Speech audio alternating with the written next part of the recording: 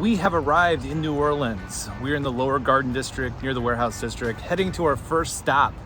And that is actually going to be to get one of New Orleans' classic dishes. It's not gumbo, it's not jambalaya, it's a sandwich shop. And it's not even a po' boy.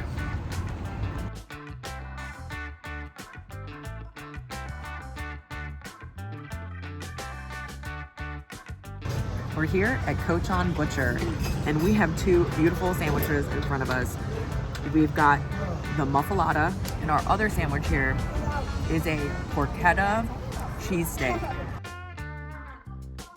A classic Muffaletta, ham, mortadella, there's olive salad on here. It looks incredible.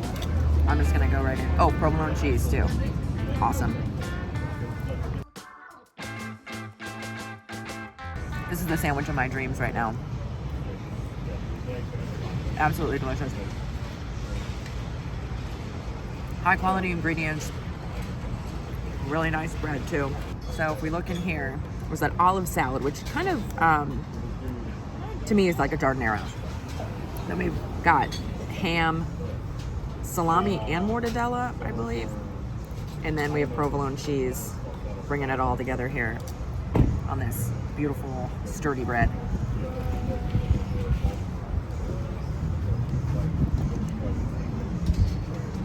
Packed with flavor.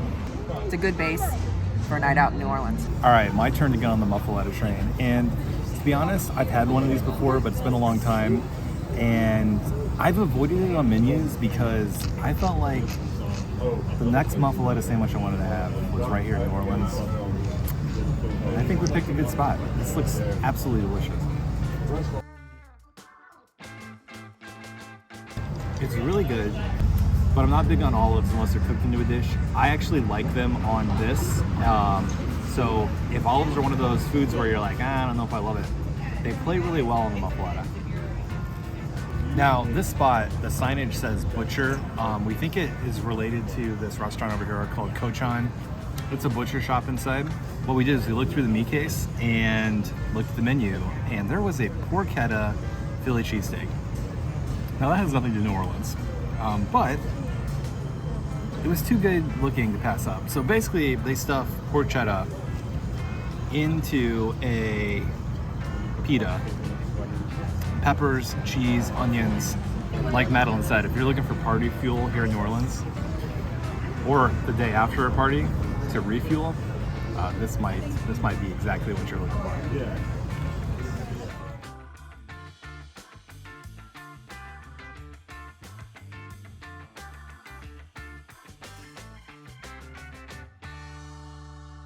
That is insane. I do feel like this sandwich should come with a side of statins, but You have a dirty face. I do. Well, yeah. This is a dirty sandwich.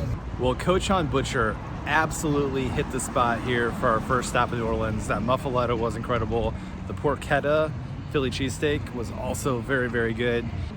We have some big eyes on some food in this town. It's one of the best food towns in the United States, and we're excited to keep rolling here in New Orleans. Well, after that terrific lunch over at Cochon Butcher, Madeline and I are heading over to Mardi Gras World. So we cannot be here during Mardi Gras, and I'm not sure we're ever going to make it. But if you can't visit during Mardi Gras, you can come see all the floats here at Mardi Gras World. So this is where they build most of the floats. It's the Blaine Kern Studios, and so the artists work here on the floats here. They work on them all year long, and so we said, you know what, we can't be here during Mardi Gras. We're going to make a priority to come here and check it out.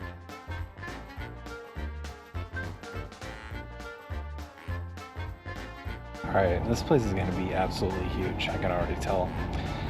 Not that I'm some genius, but the building from the outside was gigantic.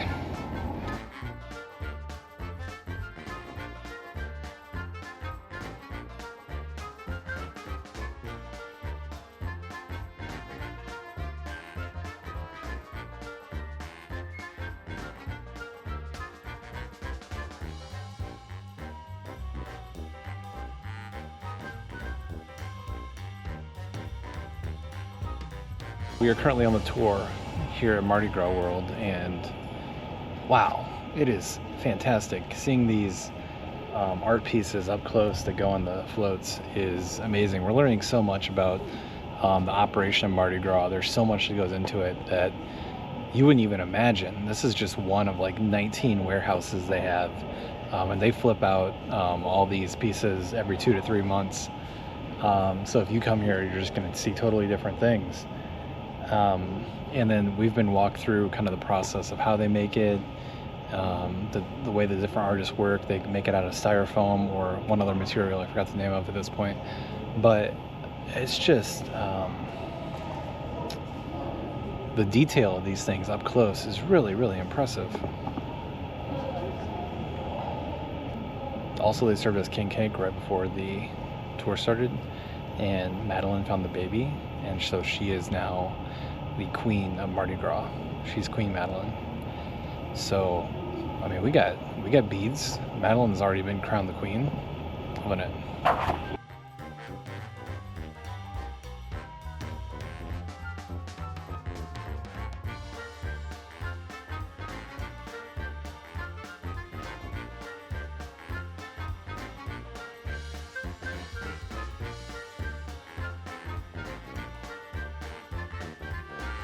It's actually how tall NBA players are.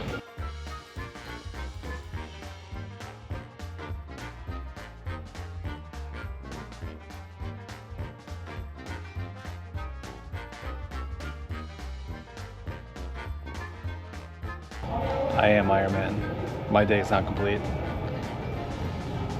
I don't think Madalyn saw this one. She's gonna freak out.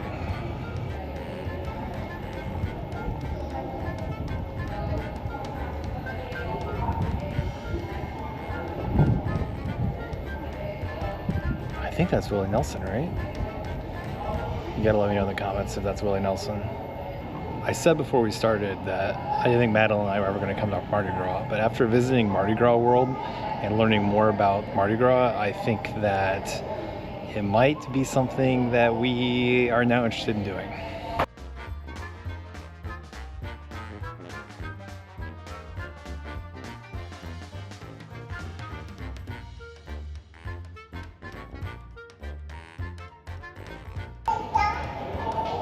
The king is at Mardi Gras. Behind me are the floats for the parade, and I can't say enough about how fantastic our tour guide was and how fantastic this tour was. Getting to come and explore this warehouse, and then after the tour they kind of let you walk around and look at everything up close. But one of the more interesting things our tour guide said was on these floats, the individuals who are riding on it, they bring like 200 pounds worth of beads or whatever else they want to throw out, and they spend thousands of dollars on all that stuff. And so that fact was really fascinating. And the other thing was there's like 3 porta potties on these floats because people are on them for like 8 hours. That makes riding in a float just a little bit less appealing. So after the tour where the guide brings you through, then they just sort of release you in the warehouse. So you can just walk amongst the props and get a good look up close. Really, really incredible. The artistry, they do so much work by hand. They cut everything out of styrofoam and then just create these beautiful pieces. It is an art. It is incredible. All the pieces that go on the float, they call props. That's what the different people and the different designs are. But really a very unique, fun experience. I'm really enjoying this. I'm glad we came over. And one other thing, we watched a video beforehand before you come in, and they talked about all the different things that people throw, and that they throw at least 250 million beads during Mardi Gras. 250 million. It seems like a lot, but it also doesn't seem like that many. I would think it'd be more. So basically, they have Mardi Gras, lasts for a couple of weeks, and then the day after, they start planning the next year. So they spend the whole year designing and building these floats. Insane.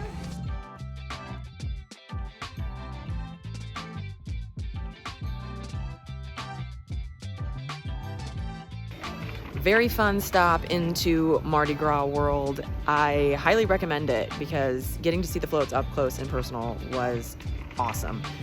But now we're gonna keep exploring here in New Orleans.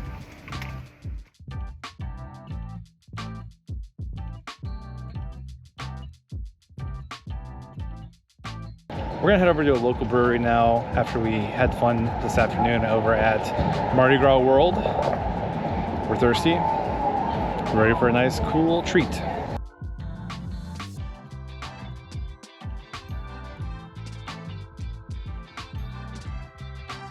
Well, we've stopped here in the Irish Channel area of New Orleans, and we are at Miel Brewery. Miel means honey in French. This is a really great setting. They got a nice outdoor space, nice tap room in there. There's also a crawfish boil going on outside, and we didn't know that before we showed up.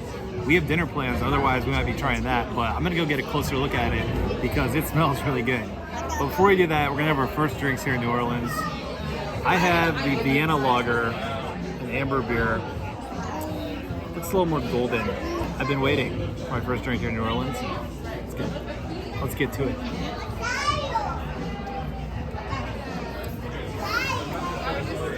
That beer tastes amazing. Also, I'm holding it very weirdly. I don't know why. It's like a big cup of tea.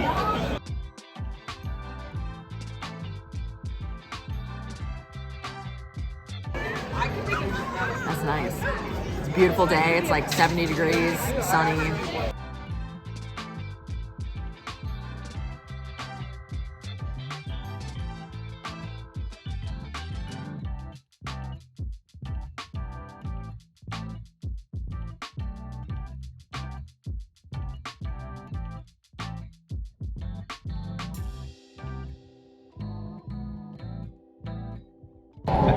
That crawfish boil was legit. That was a very fun atmosphere at Miel Brewery here in the Irish Channel area of New Orleans. We had to skip out on the crawfish, even though they smelled absolutely amazing. But if you're in town, check their website for events because they have these kind of regularly. I think you'd be in for a real treat if you decided to have that for dinner. But now we're gonna head to said dinner. It's gonna be good too. So as if New Orleans couldn't get any livelier, as we're heading to dinner, we got I think it's called a second line band of our wedding right here.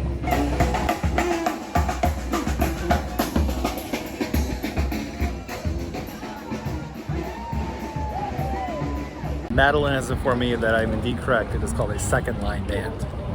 You're gonna see those if you're here in New Orleans on a weekend. Madalyn says the first line is the bride and the groom. The second line is the band. And then everyone else is just the wedding party.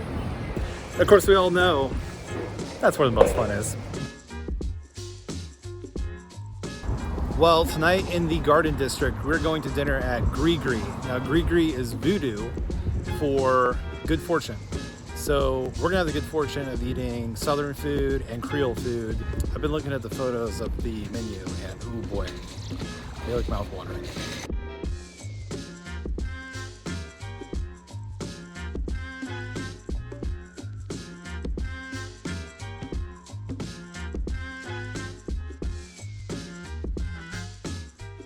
For an appetizer tonight, we got a cup of gumbo, and then we got the flambeau shrimp. So we're sitting at the kitchen counter, and we can literally see them preparing our appetizer right now. The best seats in the house. I'm very excited for this meal unfolding in front of us. Gumbo has arrived. It's got a very dark roux here. I think that's just going to be packed with flavor. Looks delicious. This is my first bite of gumbo here in New Orleans. I'm afraid it's going to be hot.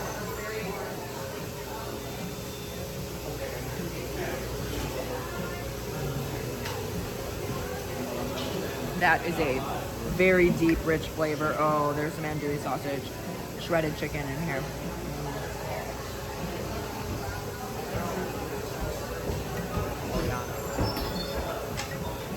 Ton of flavor, absolutely delicious. A little bit of heat from that sausage. Oh my gosh. I've been waiting. This is the meal I've been waiting for.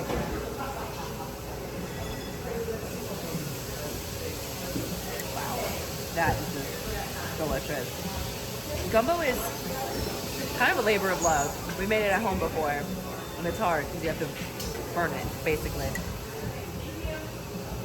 This is spectacular.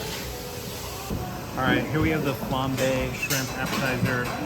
Gulf shrimp, we're right by the Gulf of Mexico. We're gonna go full shrimp, freshly fried. That's the shrimp I want on the po' boy that I will be getting in tomorrow's video. Spoiler alert. Spoiler alert, we're gonna eat more. That is unbelievable. So for dinner tonight, I am finally getting to order shrimp and grits because every time we're in the South, Madeline orders shrimp and grits, and I just get to eat one shrimp and some grits off her plate. So I begged her tonight, may I please order shrimp and grits? And she said yes. And she's getting chicken and dumplings. I'm really jealous of that. So I'll get one piece of chicken and one dumpling. My shrimp and grits have arrived, and nothing builds your anticipation for your meal like watching the dish go by 3 or 4 times before it gets to your turn. And this kitchen is very orderly. We've had so much fun just sitting here watching them make these dishes. But we're not gonna wait any longer because our mouths are already watering. We got right there shrimp, grits, andouille sausage. That's like the perfect southern bite right there.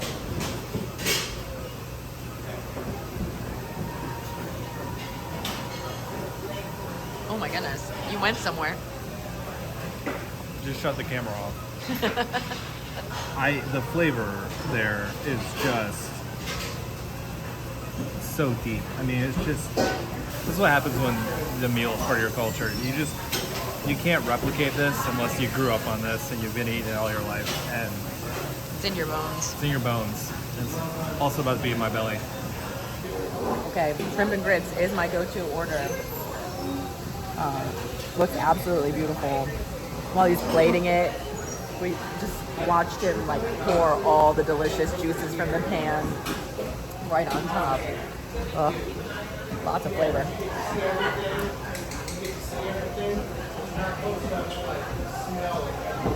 The seasoning is incredible. Nice, creamy grits. Chicken and dumplings.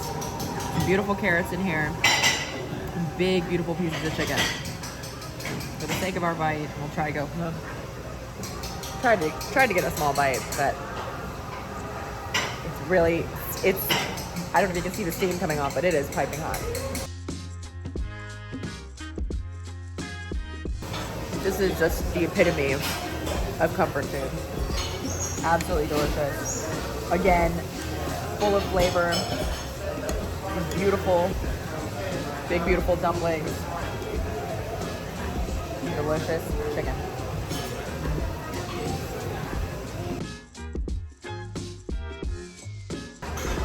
A little carb on carb action there. After a delicious dinner at Gris-Gris, we've decided that we are now in need of a sweet treat. And by the way, if you made it to this point in the video, we really appreciate that.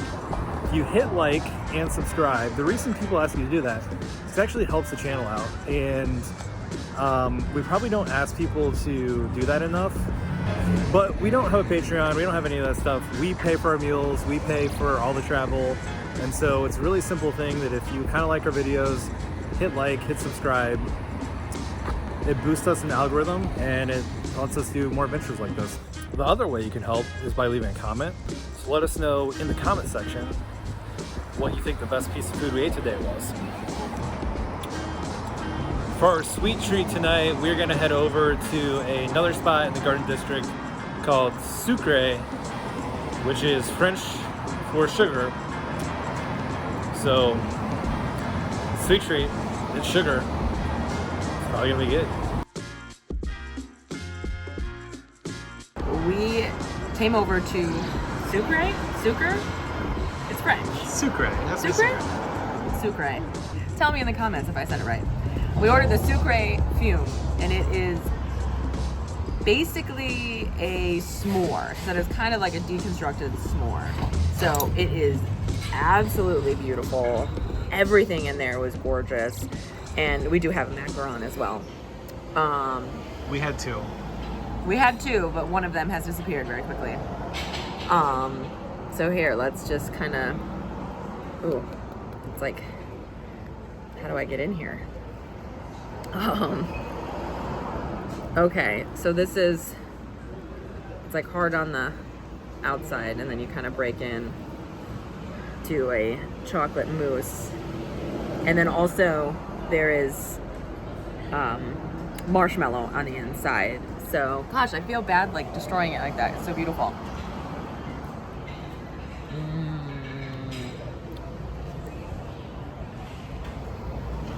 That is like a delicious mousse.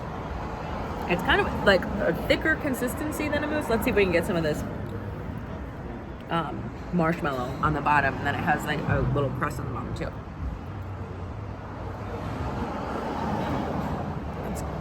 It's good. It's good. Very rich, but it also kind of has like a smoky flavor too. Every element of this dessert is delicious. Good spot. If you want to see more from our adventures in New Orleans, click right here. Don't forget to subscribe, and we'll catch you on the next one.